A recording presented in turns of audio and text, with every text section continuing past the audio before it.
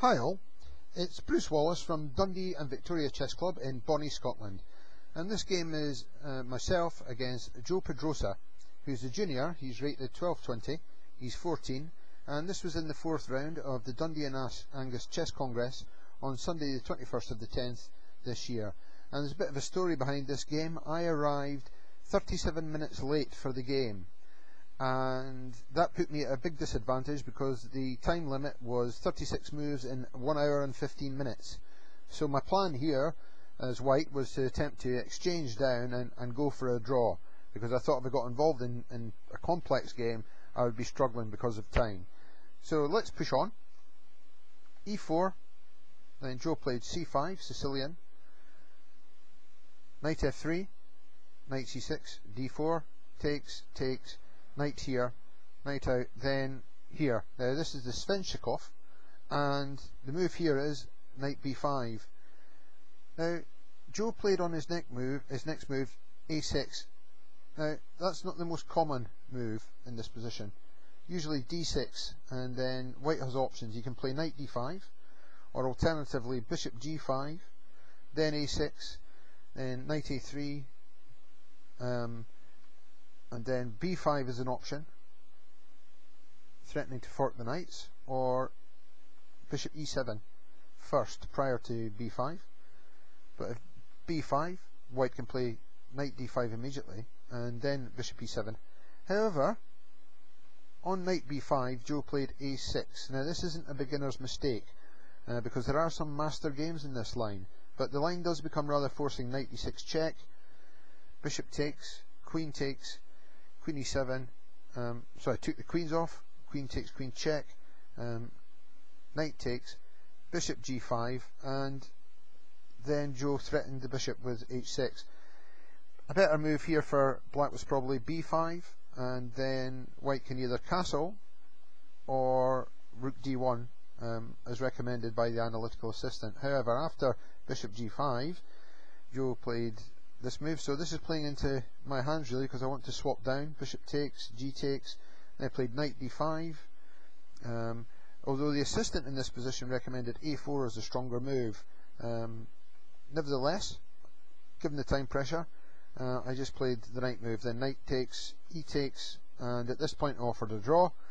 Joe looked at the board, shook his head and played D6, although the position is almost absolutely equal. I played bishop E2, although the assistant here recommends centralizing the king immediately, or alternatively C4 here, but bishop E2 is playable. Bishop F5, this bishop looks quite threatening on F5. I just castled, and then Joe played a rook C8. I played C3. Now Jeremy Silman, in his book The Amateur's Mind, says that players should come up with a fantasy position and look at moves to actually achieve that fantasy position. So I thought of a fantasy position for black thus. First of all, rook C5, and I'm just going to make some random moves now. G3, and get his king off the back rank, and another random move, and then get his rook to C8. And here we see the lines of attack for black in this position. Doubled rooks, a lot of pressure from this active bishop, and then the minority pawn attack, using the B pawns and A pawns to storm white's position. Although the assistant does says that this is absolutely equal, nevertheless it's very solid for black. I don't think there's any way he's going to lose. However, this isn't what black played. Black played rook G8, which again isn't bad, but it's a one move threat against the G pawn, so I parry that. Now he plays rook C5, so I think he's got some idea of that plan, and I play C4. Now A3 was recommended there, but I was afraid of the line bishop E4, F3, and bishop takes, winning a pawn, although the engine says that I'm ahead here, so that there must be tactics against that rook on C5, possibly winning the D6 pawn, maybe worth looking at. Nevertheless, I played C4, and then A5, not a bad move. Now I get my king into the centre, and that is a strong move. And now black makes his first positional mistake. I think he plays E4. Now the only piece supporting the E4 pawn is the bishop, and I think the E4 pawn is going to become a target.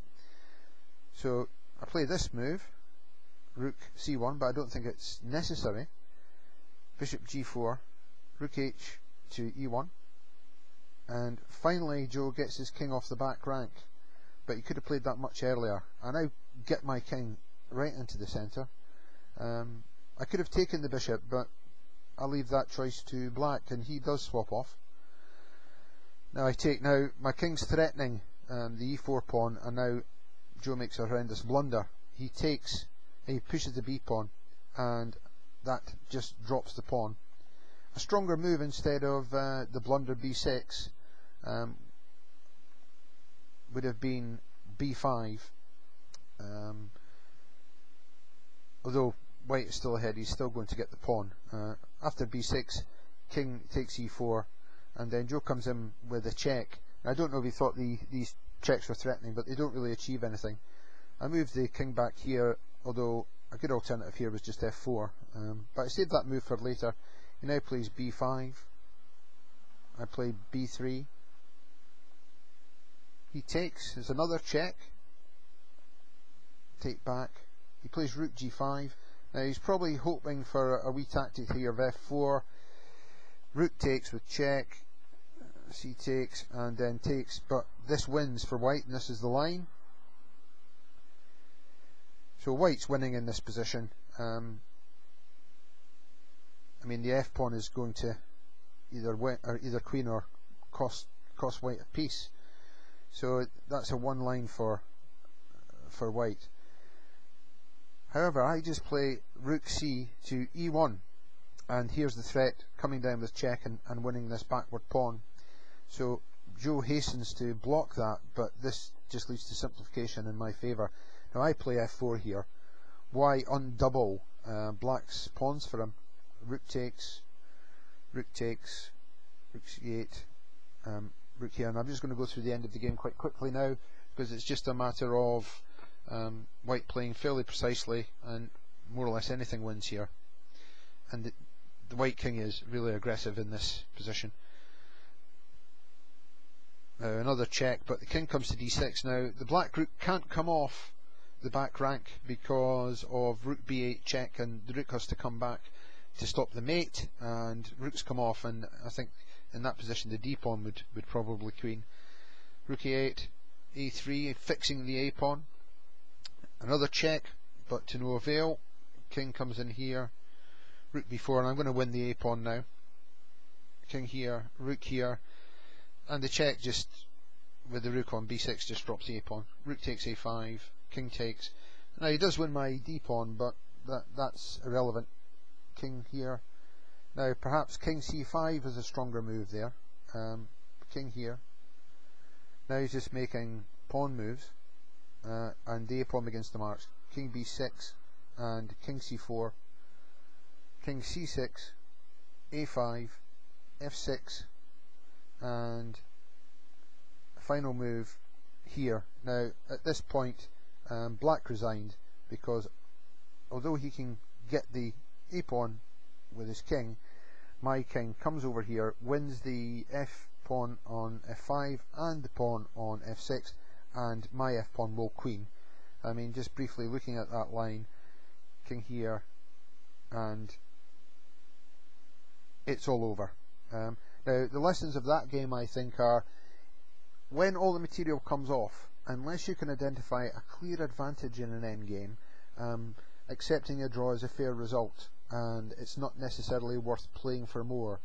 And the other thing is that if you're playing a junior, they can be very good in complex open positions, but when it comes down to an endgame, they're not particularly great at it. If you find a junior who is good at an endgame, then watch out, you've got a really good player.